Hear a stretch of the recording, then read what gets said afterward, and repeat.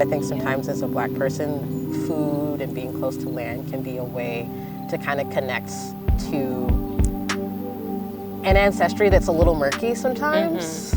So absolutely. I think that's something that's been like really important for me personally. Today I'm at East New York Farms with Maya, the founder of Deep Roots, and this is how we grow.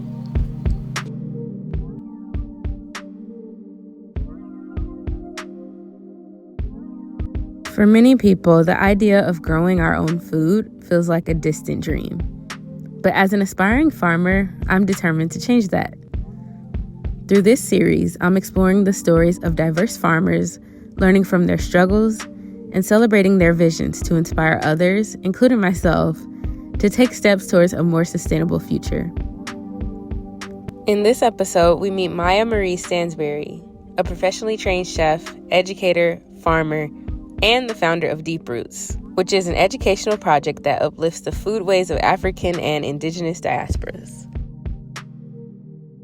So with cotton, the really cool thing is you kind of, when you're growing it, you kind of get to see this really beautiful like progression of it happening. And so the first thing that you'll see is you're gonna see like white flowers, and then they turn pinkish red.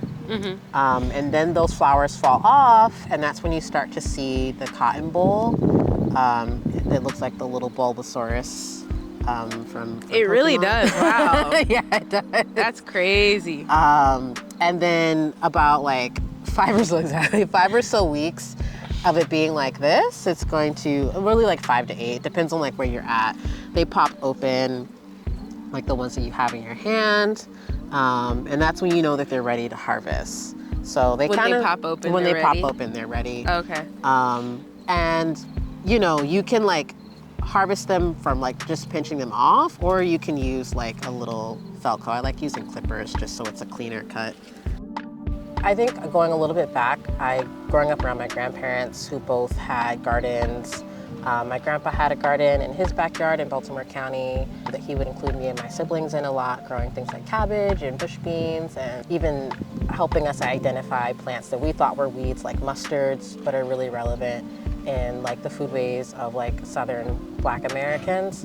So being included in a lot of that, as well as my grandma who had a garden at her church and all of that, and just like including me and my siblings growing up, I didn't fully appreciate it as a kid. I think in retrospect, I appreciate it more. I think it was just kind of fun to be outdoors and doing stuff and things like that. But going into adulthood and going into culinary school and things like that, I really wanted to develop a deeper relationship with plants, and felt even increasingly like a calling to wanting to be involved in like land stewardship, and also understanding how to be in community with people as well as plants, and what that looks like to learn about those two ecosystems and how they're important to each other. Oh wow, it is really green. Yeah. That's so pretty. Yeah, cotton comes in a lot of colors, but you know, That's like crazy. One of those things of like colonization, European colonization, is just the valuing of white white cotton. Yeah. You know? How did you come up with Deep Roots? Yeah, I think it was a variety of factors. Even in like my early days of getting experience with teaching and facilitation, it was often within institutions and like pretty conservative institutions. You know, I think sometimes New York appears to be pretty progressive, but there are plenty of institutions that sometimes can be even more conservative in just what you're allowed to talk about, what they want to fund. And I think in my early days of being a facilitator, like wanting to have more freedom to talk about, you know, topics that were relevant to a student population at the time that was like predominantly Black, Caribbean, Latinx, Latino, and Indigenous, and things like that, and wanting to have more resources or support to do that, because I found that at the time when I was like teaching at a community college and things like that, that it would be hard to have things readily available. Like I'd have to pull from a lot of different resources, and I still do. Like that's still an important part of the work. But I think like being able to center African American, like African diaspora people of like, you know, of the global majority in the work and it not be like a side thing. I wanted to be able to create something with my peers and colleagues who also were interested in the same things where we could be able to like, I don't know, celebrate like our different experiences with food and put that into something that other folks could use. So yeah, I was like kind of, I've always been kind of like the person in like the leader of it all, but throughout the years of the project, different folks have come in and we've worked on and collaborated and different things. Creating those things, like the curriculum and like the learning resources was important in like the beginning and the continuation of Deep Roots. Because isn't that like what you think of? The shorter Like, ones in cotton fields. Yeah. They look like bushes. Yeah, but you really, they can keep growing like the next year, I've heard. I haven't done that, but I've heard some growers, like they treat them like trees and they just keep harvesting from them. But I think that's also in more hotter, warmer climates. Thank you. Everything that you do in Deep Roots is so cool. I think, especially because as African Americans, I feel like sometimes we're told we don't have a cool history with agriculture because of slavery. So I think it's really amazing that you're doing this and like changing the narrative and decentering the painful history and adding. Yeah, because I think like the painful history is particularly in the United States, but also across the Americas. I think sometimes that would, sometimes, not all the times, I don't want to generalize, but I think sometimes other groups in the African diaspora will be like, oh, Black Americans are hung up on slavery and things. And it's just like, but it happened to all of us in different ways. Yeah. Like, and it's not like being hung up on it. It's wanting to acknowledge something that is constantly and steadily ignored, while also, I think, wanting to like, for me, the Deep Roots Project too is about going further back, you know? Maya will now guide us on a tour of East New York farms, highlighting what's growing now and about the plans for the next season. And be able to like snip and cut it. Yeah, these were planted way before yours. Yeah, right? yeah. I think that's also why they're coming on sooner. Oh, okay. Yeah, those have been flowering for like months. When did y'all plant these? I started these back in like March. Okay. Indoors. Then they came to the greenhouse, and then I think they got planted sometime in May. Oh, okay. Yeah, because I think I planted the ones in my bed in June.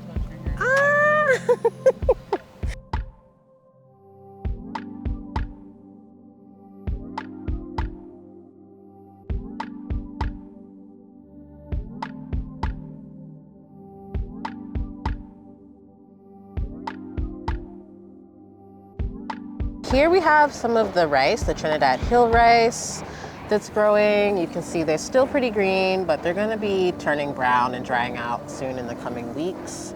So this is gonna turn into rice? Yes. Wow. So this is rice, and it's like, right now it's green, but if you feel it, you can feel like the little seed pods in there. Rice in progress. And you said it just dries out? Yeah, I let it dry out and I let it turn brown on the plant. So when it's turning brown, that's when I know that it's ready. Okay. And I usually group them in clusters. So I start the rice from seed, and then I start those as seedlings, and then we transplanted these during another workshop earlier this year with folks put these in the ground, and then I just maintain them throughout the growing season. And some people will come back for like this continuation session to see how things have grown. Smoky. Yeah. He's like, I want rice now. Determined. But yeah, and we'll have some rice that has been drying out over there for folks to process later on today. But yeah, and then we can just make our way over to the other main Deep Roots bed. Oh, is this lemongrass? Yes. I'm growing lemongrass. That's how I knew. Nice. Clocked it. Nice. Yeah, these are some, a lot of these beds that Alex is growing is like medicinal. Yeah, I see the beds. sage, and is that tulsi? Or no, basil? something? This is Thai lemon balm. basil, Thai basil. lemon balm, and I believe What is lemon this? basil. These are castor beans. So this is like all It's Alex's so pretty. educational beds. Wow. Yeah, some of these are starting to bust open. This is awesome. Who would have thought a bean would come from that? Right, it looks so like. What? So you can't eat it. But don't you use like the Wow. castor bean as like an oil? Yeah, well, Castor I don't know oil. their Oh, this is process, for but- castor Yeah, oil. so castor oil. Oh they yeah, process it they through kind of the like bean. crush it or something, right? Yeah. And they get the oil I've out. never tried it before, but I tell people just in case like they have kids or pets, like be careful. Yeah. Wow. Oh, and that's why it grows like that. Yeah.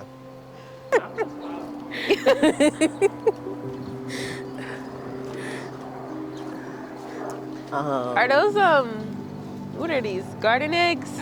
Yeah. African egg. Yeah. So pretty.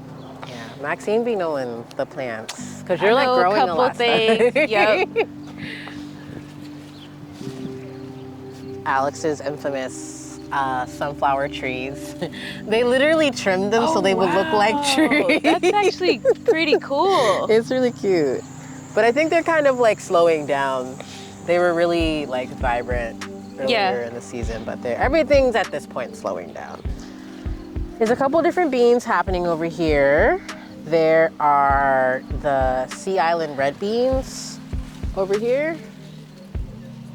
Let me see if I can get them. I believe these are the Sea Island ones. Yeah, so these are the Sea Island ones. Let me give you one. Sea Island beans. Yeah, if you crack them open, you can see they're like red. Whoa. Yeah. It's okay. These if look you like see them black-eyed spill. peas. Yeah, they're related. It's all related. These ones Yeah. are just particularly important to like Gullah Geechee foodways of like Okay. the Gullah Geechee quarter that is like in the Carolinas and Georgia. But yeah, I love these. These are great. So people will be working with some of these today. And I was trying to do a little bit of like an Afro diaspora Three Sisters situation. So Yeah. having the sorghum. So here we have the red sugar drip sorghum from True Love Seeds that my friend Chelsea, who grows sorghum in Georgia, and I've just been saving those seeds for years, like I mentioned earlier. But I wanted to have the beans kind of winding around them. Oh wow, they actually are. And then also creating a bit of a ground cover. And they did that and more. They kind of took over. They were like in competition with the Morning Glory, which is another vining plant. Yeah, I see it. So some of the little sorghums that are a little weaker got pulled down, but the ones that are sturdier did pretty good. So it was a nice little experimentation because last year I was growing the sorghum with sesame and stuff and wasn't growing it with the beans so much. I had the beans somewhere else. But this year I was like, I think it's possible to grow beans on here because the stems are so sturdy. Totally is, yeah. And the red sugar drip is really cool just because people don't typically grow the red one for the grain. The grain heads are really good. I think they taste yummy as like a grain or as like to grind up for flour. But really this variety is grown for the stems to create sorghum syrup. But you can really do both. So we'll see how much we get done today with the harvest, with the workshop between like, I want folks to get experience chopping these down and then also chopping the stems that we can save because I don't have snips on me right now, but if you cut these open, it's just like bursting with juice. Oh wow. Yeah, it's a really like, that's what this variety is grown for. It's grown for sorghum. It's juicy. It's super juicy. The one that's grown more for grain is like this white African sorghum, you know? I wish it was a little more specific about where in Africa. Yeah. But this is generally called like white African sorghum. And this is from Sister Seeds. Sister Seeds. Sister Seeds. I love that name. I never heard of that. Yeah. That's like, I'm trying to remember. Oh my gosh, I'm like so bad with people's names, but it's a black seed keeper. She started that seed company, I believe, a year or two ago. And so that's where I got these seeds from, and I've been saving these ones since last year. This one is more so for the grains. I don't know that this one, and I think you can kind of tell the stems are a little skinnier. Thicker, thinner. They're a little skinnier than those ones. So, I mean, these might produce juice, but I don't know. Yeah. I haven't really harvested for that. We have more beans happening over here, more sorghum. And then we start to see the cotton. A little bee got stuck in there. Oh, he's okay, he's alive. Sometimes I'm nervous if they're not alive. Yeah. But he's just got pollen all up on his little body. He's just having a good old time. Engorging. But yeah, that's what's happening over here. We got cotton, we got the beans. Things are still kind of producing flowers, even though there's no guarantee that the flowers are going to produce fruit after this point, just because it might not be enough time for development. But okay. But so this is a cotton flower. Yes, this is a cotton flower, and you notice it looks like hibiscus. Yeah. Because they're in the same family as like cacao, tobacco, chocolate. Any of those potty. Yeah. Whenever you okra, whenever you see these flowers. Yeah, it looks like an okra flower to me, but it's not that purpley center. Yeah. These ones, like I said, like it goes from this white creamy color to like a pink color, and that's when you know it's about to, the little bowl is forming things. It's like, yeah, you just learn and learn. Yeah. But are these white cotton or Arlene's green? These, I believe, are I think these are the pods. Mississippi brown ones. Okay. I believe. These are Mississippi brown. Yeah. But again, it's like the thing with the heirloom varieties of cotton, they are a little temperamental as far as like, they're more sensitive. Like they're not like GMO seeds. So they're gonna be a bit more sensitive to like the climate, to pests, to other plants, to disease. Yeah. But, you know, it's learning how to work within that to me. It's like, oh, okay. The cotton produced a lot of bulls. Are the bulls gonna open up? We'll see. Okay. Oh, you got eggplants and stuff. That's over. That is, I believe, Alex's sister's bed. It is slightly neglected, but it's okay. It's all right. But this is a bed that we planted out with folks earlier this year in like May, June, I want to say.